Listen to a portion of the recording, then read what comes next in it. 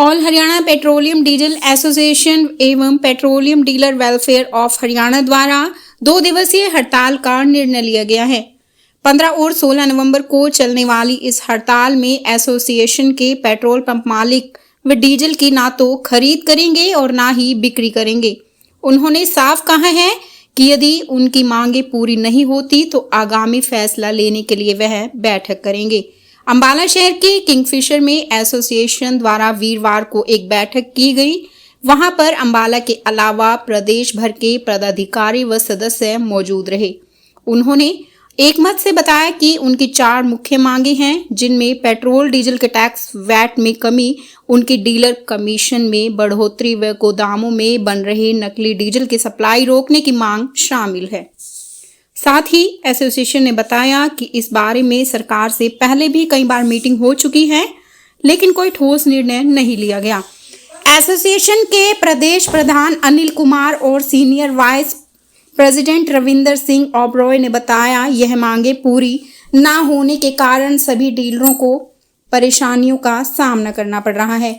उन्होंने सरकार से इन समस्याओं को जल्द दूर करने की अपील की है। हमारी all Haryana petroleum dealer association ने 15 तारीख सुबह 6 बजे से लेकर 16 तारीख सुबह 6 बजे तक सांकेतिक हड़ताल की जो घोषणा की है, उस सिलसिले में आज ये मीटिंग बुलाई गई है। विरोध 4 है, ओबराय साहब बताएंगे जो हमारे पॉइंट हैं। नमस्कार। All Haryana petroleum dealer association जो कि हरियाणा प्रदेश को रिप्रेजेंट करती है और जो लगभग हमारे हरियाणा में इस वक्त 3700 पेट्रोल पंप्स हैं और डीलर्स हैं और सारी कंपनियों के डीलर्स उसमें शामिल हैं। हमारे बेसिकली 4 मुद्दे हैं जो बहुत देर से पेंडिंग है, बड़ी कोशिशों के बावजूद, जिन पे आज तक कोई भी रिज़ल्ट नहीं निकल पाया। अभी हाल में ही जैसा कि आपने देखा होगा कि पिछले दिनों 10 रुपये और 5 रुपये एक्साइज ड्यूटी जो है वो कम कर दी गई। जैसा कि आपको पता होगा कि भी जब भी कोई परचेज़ हम करते हैं, एक्साइज हमेशा फर्स्ट स्टेज होती है।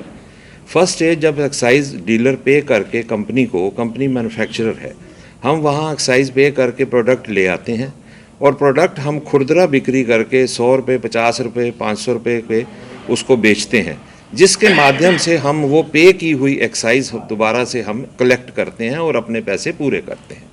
इस बार जब ये एक्साइज कम की गई तो एक्साइज जो है वो रात को 12 बजे से लागू कर दी गई और कंपनियों का, पेट्रोलियम मिनिस्ट्री का ये पॉलिसी है कि अगले दिन सुबह 6 बजे ऑल इंडिया पे ये रेट चेंज होता है। तो 6 बजे वो रेट जो चेंज हो गए, एक्साइज प्लस वैट मिला के वो रेट कम कर दिए गए, जिससे सभी डीलर्स को जो स्टॉक, क्योंकि छुट्टियां भी थी, 2 दिन दिवाली का दिन था, सब ने स्टॉक फुल किया हुआ था, जिससे भारी नुकसान सभी डीलर्स को सहना पड़ा है। जो नुकसान लगभग 2 लाख रुपए से लेके 18 लाख रुपए तक एन एवरेज जो है वो सभी डीलर्स को आया है, डिपेंडिंग ऑन उनकी जो सेल्स है। एक तो हमारी ये मांग है कि जैसे मैन्युफैक्चर जो है वो एक्साइज डिपार्टमेंट के साथ, एक्साइज मिनिस्ट्री के साथ रजिस्टर्ड है, वो हमें इसका रिफ़ंड दे, क्योंकि जो प्रोडक्ट हमने लिया है वो बेचा नहीं है। रेट चेंज होने की टाइमिंग बाउंडिंग की वजह से हम वो खुदरा बिक्री नहीं कर पाए और रेट कम हो गया, हमें कम रेट पे मजबूरी में बेचना पड़ा। वो हमारा लॉस हुआ है, उस लॉस को हमें रीइंबर्स किया जाए।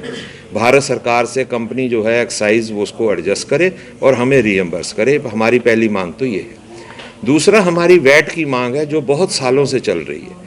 2015 में भी इसके लिए स्ट्राइक की गई, उस वक्त भी सीएम साहब खट्टर साहब थे, इन्होंने सुभाष बराला जी की मीटिंग हमारी चंडीगढ़ में हरियाणा भवन में फिक्स हुई, जो मीटिंग में लगभग 8 से 10 IAS senior officer, chief secretary, additional level के ऑफिसर उसमें बैठे थे और ये मीटिंग रात को 12:15 बजे तक सेटल हुई। हमारी सब मांगों में से कुछ मांगों को मान लिया गया, बाकी का आश्वासन दिया गया कि इन मांगों के भी आपको जल्दी देखा जाएगा और इस पर कुछ ना कुछ उसमें डिमांड्स को आपको फुलफिल करने की कोशिश की जाएगी, जिस वजह से वो मीटिंग को रात को 12:15 बजे कॉल ऑफ कर दिया गया। दूसरी मांग, अभी वैट क्योंकि रिसेंटली पंजाब में 10 रुपये और 5 रुपये कम हुआ है, जिससे हमारे बॉर्डर एरियाज पंप जो हैं वो सारे घाटे में आ गए हैं, उनकी सेल लगभग 50% टूट गई है। लेकिन इसके कम होने से डीलर का नुकसान तो हुआ ही है, उसके साथ सरकार का रेवेन्यू भी कम हो गया है। जब डीलर सेल ही नहीं करेगा तो रेवेन्यू तो उसमें कम होगा ही। और सरकार को इस बात का संज्ञान लेना चाहिए कि भी ये जो रेवेन्यू कम होगा ultimately end of the financial year उनको ये सामने आएगा। हम इसके लिए सरकार को चेताना चाहते हैं कि आप इस पे गौर करें और इस बात का संज्ञान लें और इसको जो है बराबर 5 स्टेट्स जो हमारी साथ लगती हैं सराउंडिंग स्टेट्स उसके बराबर इस वैट को किया जाना चाहिए।